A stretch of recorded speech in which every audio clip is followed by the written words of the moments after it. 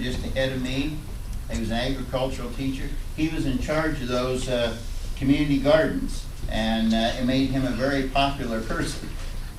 They were also called the Victory Gardens because it was in relationship to the war.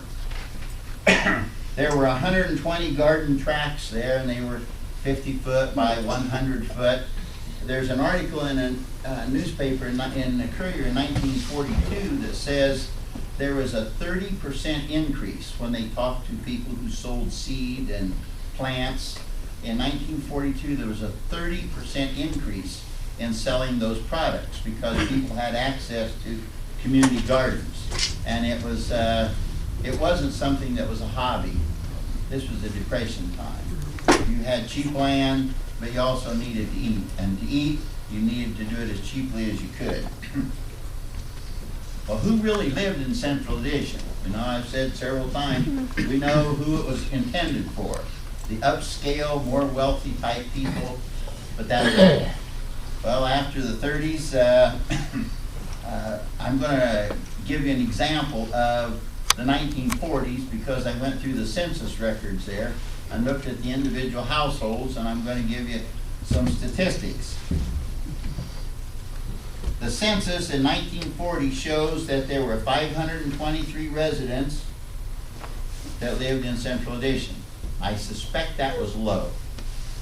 Now, the reason I say that was low is when I talk later, you're going to find out that there were individuals living in Central Addition that didn't want anyone to know where they lived. So if they got a knock on the door from the census people, they might have thought it was someone from law enforcement and they were not going to answer. So they have 523 verified people that were in Central during the 1940 census. From that, there were 134 households. Of those households, 46 were rented, 88 were owned. The average rent was $5 a month. The lowest was $1 a month, and the highest was $10 a month. The makeup of the residents, there were 47 black residents in Central Addition. That was about 9%. One thing that was interesting, the Albertson family, and most of you have probably heard of the Albertson family, they were 43 of the residents. So they had the highest population of the residents there. The average house value in 1940 was $590. And I found interesting that there were, in looking at each of the adults that lived in the homes, the mom, the dad, or any adult that lived there, not the kids, there were 8 of the 523 residents, there were 8 that were high school graduates.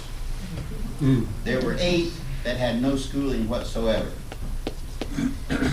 There were 39 that had some high school, maybe freshman or sophomore, but just some high school. The average education level of the people in 1940 in Central Addition was about 6th grade plus a half. So they were between 6th and 7th grade. If I asked you where you live, you'd probably say, I live on 1900 block of East Main. Where do you live? Well, I live on 72 Swartz Drive. Back then, if you asked someone from Central Addition, where do you live? They didn't tell you Googity Street. They didn't tell you Columbus. They told you the most historically significant thing that they knew. Where do you live? I live in Central Addition. And that was enough. That was enough. You didn't need to tell the street. Nobody cared. It's just, you live in Central. Okay, I'm not going to bother you. I have another article here, and it's kind of hard to read. But I'm going to read some. It's a Courier article from 1963. They did, I believe it was about a 60-year anniversary edition of the 1947 flood. And I found that article, and I'm going to read not all of it, but a good portion of it. They say 1,000 people lived in Central. And a while ago I said there was 523 in the census. There was quite a bit more than that, but they did not want it to be known that they lived there. When the city took possession of the last private ground in Central Addition, it closed one of the most colorful residential areas in Ottumwa history. For the past 65 years or more, 2 words, Central Addition, adequately described a territory that was away and apart from the rest of Ottumwa.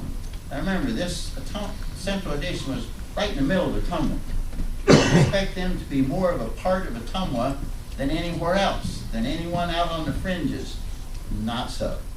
They were their own island there, and other than the 2 bridges, it was an island.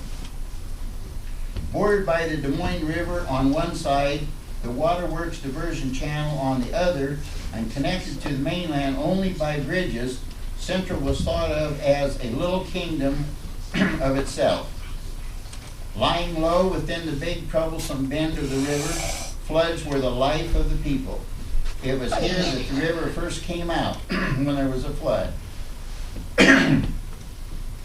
In Central Addition, hip boots were a standard item of apparel for most residents.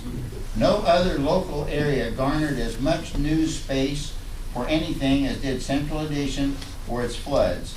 At least